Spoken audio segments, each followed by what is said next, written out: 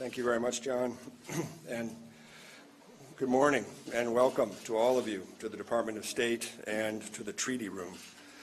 John indicated the dignitaries we have here today, and we're delighted to have all of you here. So many of you have played such an important role in reaching this important date. And as was noted by the Foreign Minister and by the Ambassador, this is many years in coming.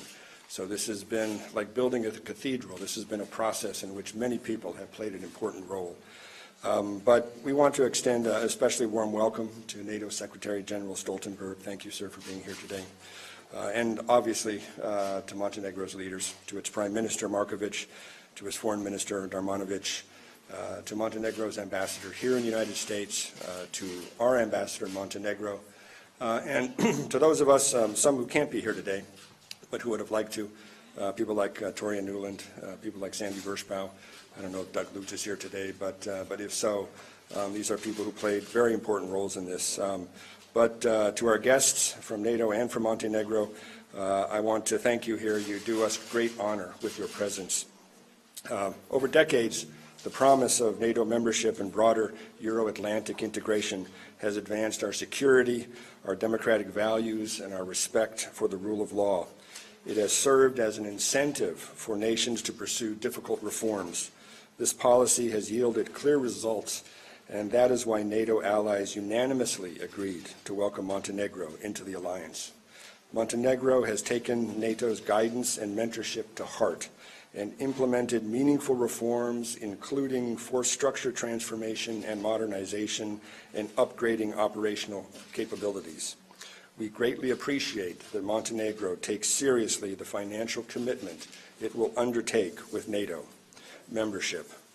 On May 25, NATO leaders met in Brussels and agreed that allies should develop national plans by the end of the year for implementing the 2014 Wales Pledge to aim to reach 2% of GDP towards defense spending and 20% of defense budgets on necessary capabilities by 2024.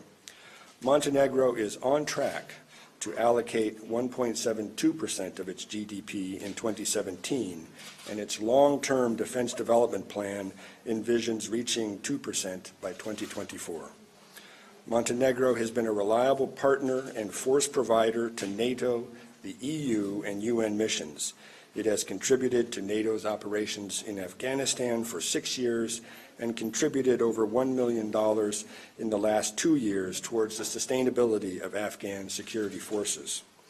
We also appreciate that Montenegro has been an active contributor to the 67-member Defeat ISIS coalition. All NATO allies are members of the coalition, and on May 25, NATO leaders agreed that NATO would formally join the coalition and that NATO would do more in the fight against international terrorism. Montenegro should be commended in particular for asserting its sovereign right to choose its own alliances, even in the face of concerted foreign pressure. As President Trump said in his February 28th remarks to a joint session of Congress, America respects the right of all nations to chart their own path. Montenegro's accession sends a strong message of strength to the region and makes clear to our allies that the United States remains as committed as ever to the principle of collective defense as enshrined in Article 5 of the Washington Treaty. In a strong demonstration of U.S. support for Montenegro's membership, the U.S. Senate voted overwhelmingly, 97-2, on March 28 to ratify Montenegro's accession protocol. NATO's strength is based not only on its military might, but also on our allies' shared commitment to the fundamental values enshrined in the Washington Treaty: democracy, individual liberty, and the rule of law. Montenegro's accession also affirms to other aspiring members that NATO's doors remain open to those countries willing and able to make the reforms necessary to meet NATO's high standards and to accept the risks and responsibilities, as well as the benefits, of membership. Montenegro's accession is an important stepping stone toward our vision of a Europe whole, free, and at peace. Thank you all again for joining us here today. Thank you.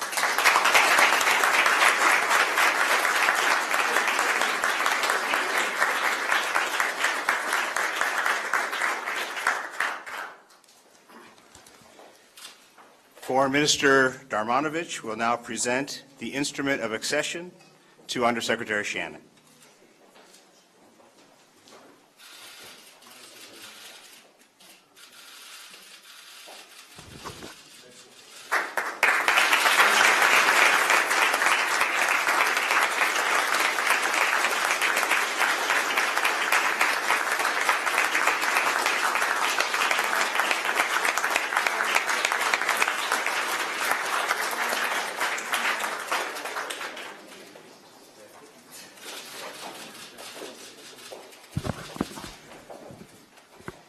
And now I'd like to introduce Prime Minister of Montenegro, Marković.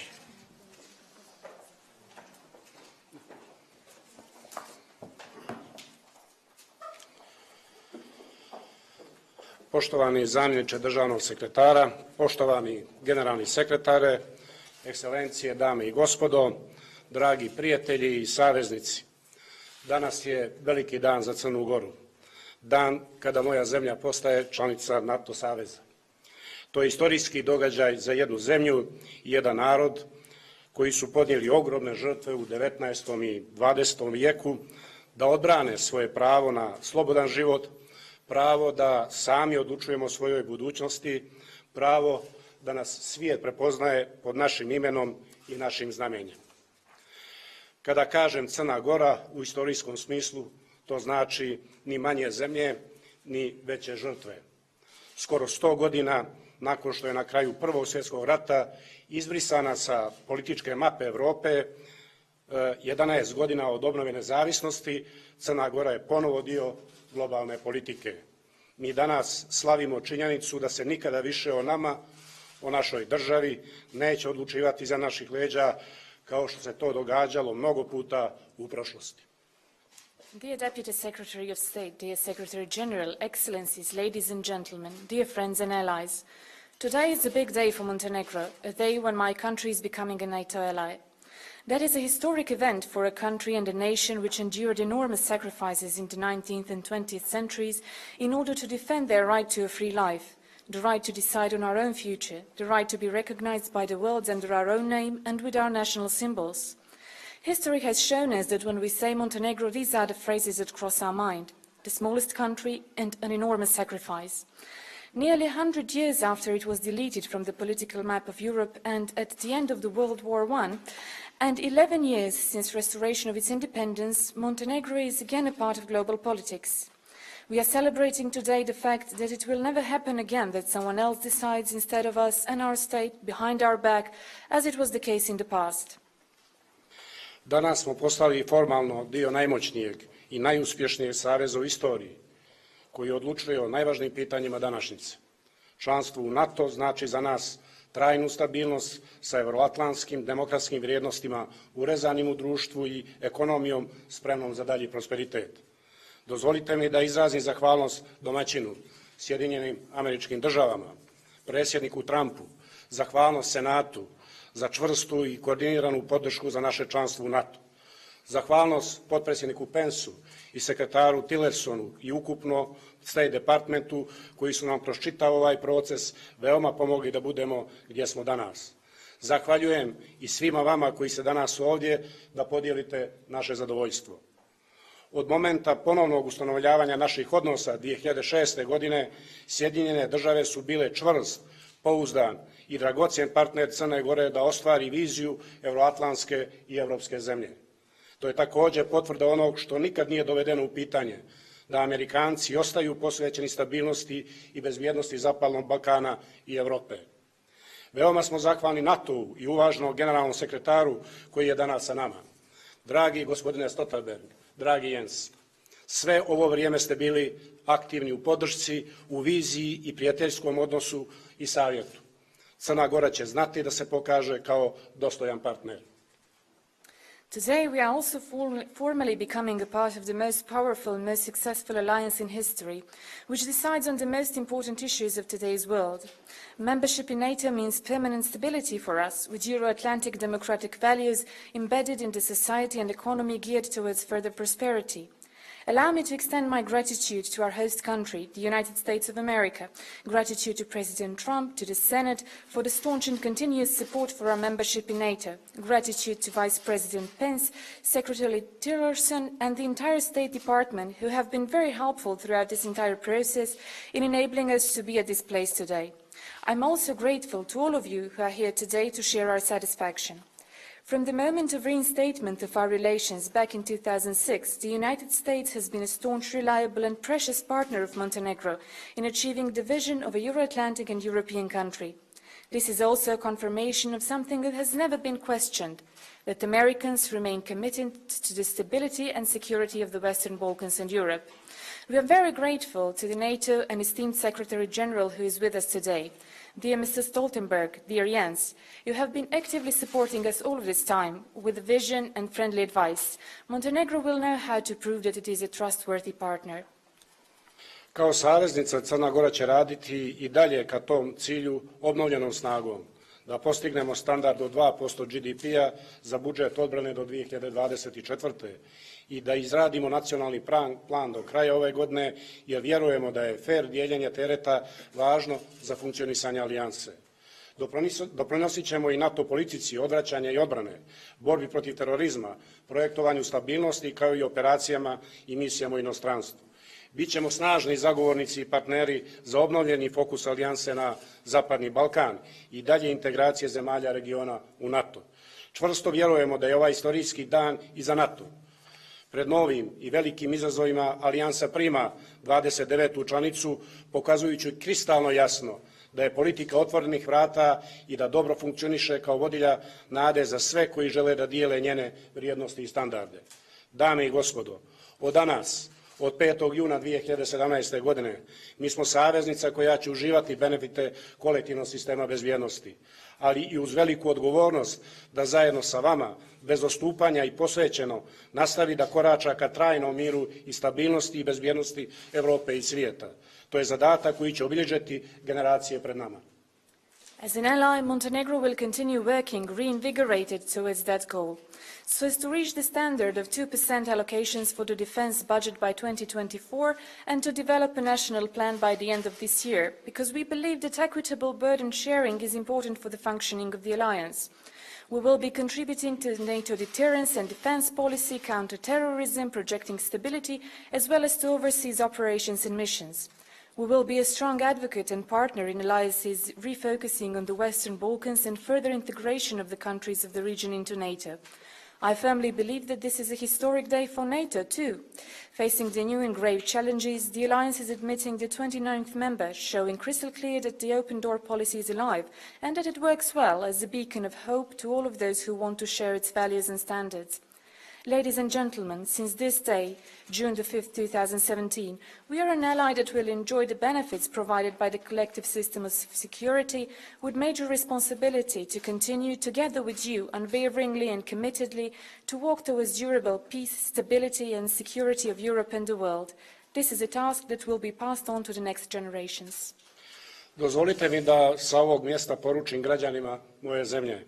Ujedinimo se i iskoristimo šansu da Crnu Goru učinimo zemljom u kojoj će bolje živjeti, u kojoj će biti još više demokratije, još više vladavina prava, više jednakih šansi za sve.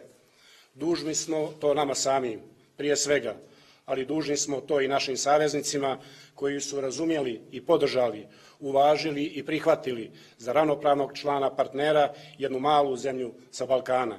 Budimo mudri u ime budućnosti, onoliko koliko smo bili hrabri u herojskoj prošlosti. Allow me to send a message to the citizens of my country from this place. Let us unite and let us seize this opportunity to make Montenegro a country where people will live better lives, with even higher level of democracy, rule of law and equal opportunities for all. We primarily owe it to ourselves, but we also owe it to our allies who understood and supported, acknowledged and accepted a small Balkan country as an equal partner. Let us be wise for the sake of our future as much as we were brave in our heroic past. Neka je vječna Crna Gora, neka je vječno naše savezništvo. Hvala vam. May Montenegro be eternal. May our alliance be eternal. Thank you.